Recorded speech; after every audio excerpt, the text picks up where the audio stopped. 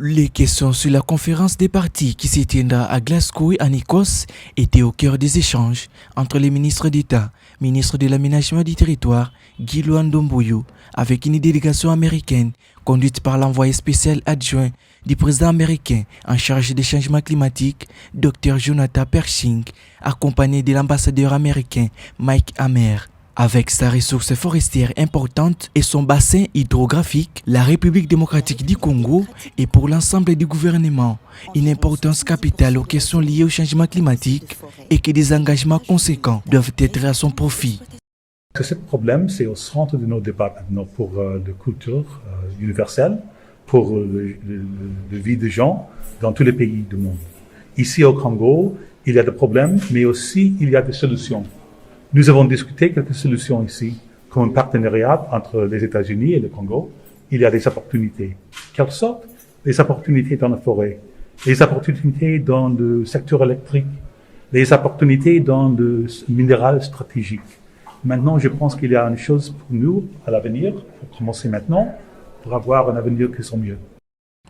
Pour sa part, Jonathan Pershing a mentionné l'intérêt de conclure un partenariat avec la RDC et pour les cas d'espèce avec les ministères de l'Aménagement du Territoire, car, a-t-il indiqué, la RDC présente plusieurs opportunités dans la lutte contre les changements climatiques. Parmi ces opportunités, a-t-il indiqué, il y a la forêt, les secteurs électriques, les minéraux stratégiques, ainsi qu'aux alternatives renouvelables de bonne santé et de travail pour tous. Il y a beaucoup d'engagements à travers le pays, que ce soit par le président de la République, le chef de l'État Félix-Antoine Tshisekedi Tshilombo, l'ensemble du gouvernement. On s'est engagé sur cette voie-là pour que le Congo joue sa partition dans cette grande bataille de la guerre du climat. C'est le sens même de la visite de Dr Jonathan dans notre pays, pour que ces questions soient élucidées avant la grande réunion de Glasgow, pour que chaque pays, en y allant, y apporte sa pierre de contribution. La RDC attend jouer sa partition dans cette grande messe climatique en apportant ses forêts, les deuxièmes poumons mondiaux. À en croire les membres de cette délégation, le changement climatique est une question de responsabilité planétaire et internationale. Et donc, tout le monde doit s'engager. Il faut préserver les forêts car notre vie en dépend. Arrivé dans la capitale congolaise lundi dernier à marge d'une mini-tournée qui l'a conduit dans quelques pays africains, l'envoyé spécial adjoint des États-Unis d'Amérique en charge du climat a révélé à la presse mardi 5 octobre 2021 que son voyage a pour but de prendre langue avec les autorités congolaises et d'autres acteurs qui travaillent dans le climat, voir et comprendre ce qui se passe en RDC pour la lutte contre les changements climatiques. Le docteur Jonathan Pershing est aussi porteur des deux messages importants sur la gestion des forêts et des opportunités qu'elles offrent pour nouer un partenariat équitable entre les deux pays. Le deuxième, il y a des messages pour nous. Qu'est-ce que sera le plus important? Pour les États-Unis, il y a deux choses. Le premier, c'est la forêt. Si on ne change pas la direction de déforestation, ça sera un problème pour tout le monde. Le deuxième, ça sera le secteur énergétique. Maintenant, il y a de grandes opportunités hydrologiques. On peut mettre des choses pour chaque personne, chaque citoyen, pour changer la vie de chacun. Et pour moi, c'est une raison d'être ici, de travailler ensemble, avec un partenariat avec les gens ici, et pour mettre en marche des possibilités comme ça. Alors que le retrait des États-Unis d'Amérique de l'accord de Paris sous la présidence de Donald Trump avait surpris le monde, il est constaté actuellement un activisme accru de ce pays pour le climat, notamment avec l'organisation des mini-sommets sur le climat tout récemment et sa participation au forum y relatif. À en croire le diplomate américain, l'actuel locataire de la Maison-Blanche, Joe Biden, a compris qu'il n'est pas possible de se développer économiquement sans tenir compte des changements climatiques.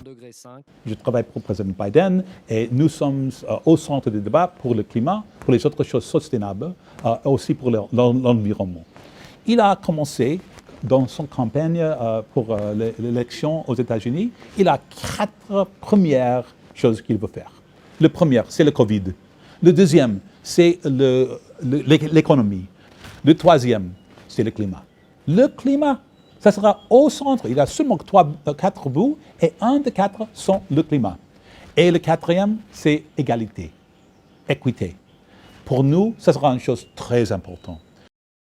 S'agissant du probable appui des USA à la RDC dans sa quête des financements lors de la COP26 prévue à Glasgow en novembre prochain, le Dr Jonathan Pershing estime que tout dépend de la capacité du pays de prouver à la face du monde que le changement des trajectoires est possible. Ceci peut attirer l'attention des pays riches qui vont se dire qu'il convient de nouer des partenariats équitables avec le Congo. Et pour cela, il va falloir que les Congolais eux-mêmes sachent exactement ce qu'ils veulent faire. Le monde animal, comme toute créature, est une manifestation de la puissance des dieux, de sa sagesse et de sa bonté, et comme tel, mérite le respect de l'homme. Telle a été la citation de saint François d'Assise, qui a manifesté tout au long de sa vie un grand amour pour les animaux. Il a été considéré comme le premier défenseur de la cause animale depuis 1929. Mais hélas, ces animaux sont devenus la cible principale de l'homme et certaines espèces sont menacées d'extinction dans ces activités. En marge de la célébration de la Journée mondiale des animaux, le 4 octobre dernier, l'Action pour la promotion et protection de peuples et espèces menacées, APEM, fait part de son constat. Et ici, nous pouvons dire que beaucoup de ces espèces sont menacées d'extinction aujourd'hui. Et cela est le fait de l'homme. Donc c'est l'activité humaine qui est à la base de la disparition des espèces en RDC et même partout. Et donc, comme je l'ai dit, la cyperpêche, le braconnage, la déforestation, la destruction des habitants des animaux sont à la base de la disparition. Il y a des espèces qui sont bien énumérées, qui sont totalement protégées, tout simplement parce qu'ils sont menacés d'extinction. Ici, nous pouvons citer les cas des éléphants, des lions, des chimpanzés, de gorilles de montagne, ainsi que les autres. En croire, c'est chargé de monitoring, une sensibilisation de communauté, une gestion durable de ces ressources permet de protéger cette richesse que nous ont léguée nos ancêtres, car ces animaux sont d'une grande importance pour les générations à venir. En message, c'est un message de recommandation. Que les organes qui s'occupent de la question, que l'État puisse sensibiliser les communautés et pourquoi pas aider d'éducation, que cette question de protection des faune sauvage soit insérée. Que les enfants comprennent pourquoi est-ce qu'on doit protéger totalement telle espèce et qu'on laisse libre l'autre. Et deuxième aspect, c'est de considérer les pratiques coutumières de la conservation. Le contrôle, renforcer le contrôle et la lutte contre le braconnage. Ça doit être quelque chose de très important. Et la dernière chose que je peux peut-être marteler, c'est la création d'une juridiction spécialisée sur des crimes environnementaux. On ne peut combattre le braconnage si les ivoires, écailles, peaux des animaux totalement protégés valent de l'or, mais d'encourager le commerce des spécimens, des espèces totalement protégées, serait une piste de solution pour cette faune sauvage menacée en voie de disparition.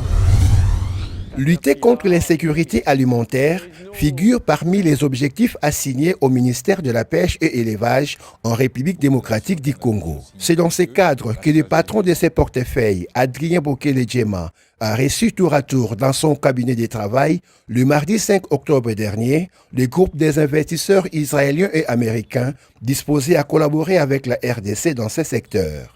La firme israélienne Agrigo, spécialisée dans l'élevage et la pisciculture, veut par ses contacts nouer un partenariat à longue durée au bénéfice du peuple congolais.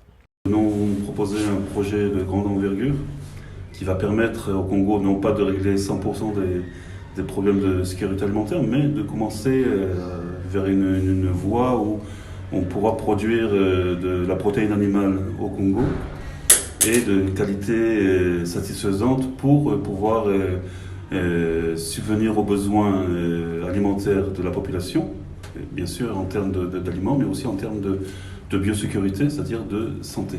Avec la délégation américaine conduite par les conseillers du gouverneur de la ville de Workforce, il était question de l'approvisionnement alimentaire et de la qualité de la nourriture que ces investisseurs proposent d'assurer au bénéfice du gouvernement congolais.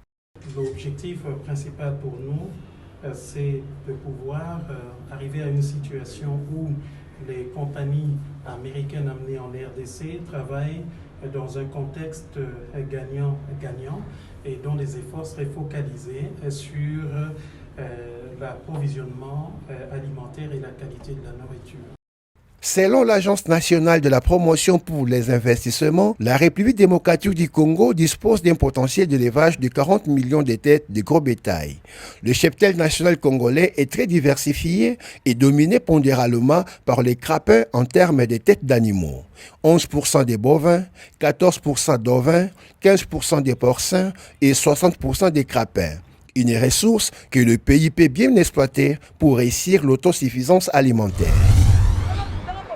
Ces champignons, autrement appelés la viande naturelle, nous viennent du plateau des Bateke. En République démocratique du Congo, les champignons sauvages comestibles sont des aliments largement répandus et appréciés grâce à leurs nutriments dans la lutte contre la dépression. Ils permettent également à stimuler les systèmes immunitaires et à maintenir une peau à bonne santé.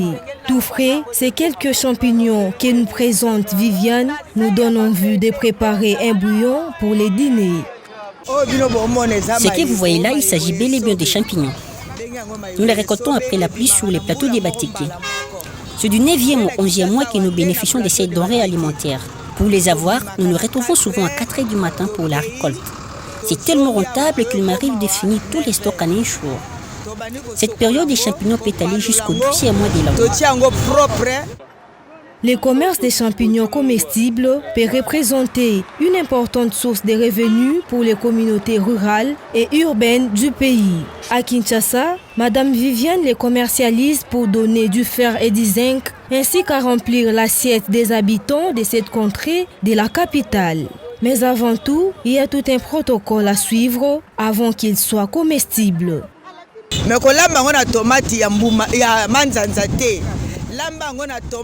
Avant de les préparer, vous devrez commencer par les rincer 3 fois avant de cuire.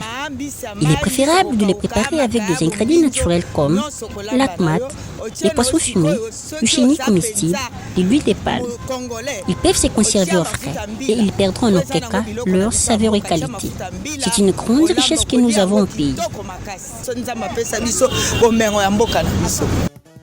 Certaines espèces de champignons comestibles peuvent être cultivées. Seul végétal à fabriquer de la vitamine D, les champignons contiennent également une dose élevée de protéines ainsi que des vitamines B2, B3 et B5.